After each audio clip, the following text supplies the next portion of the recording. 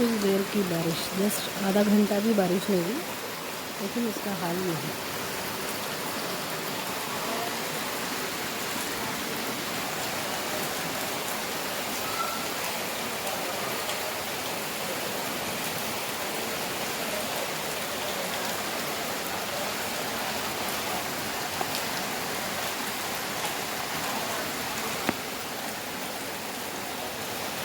अभी कुछ भी नहीं ऐसा ख़तरनाक होती है बारिश।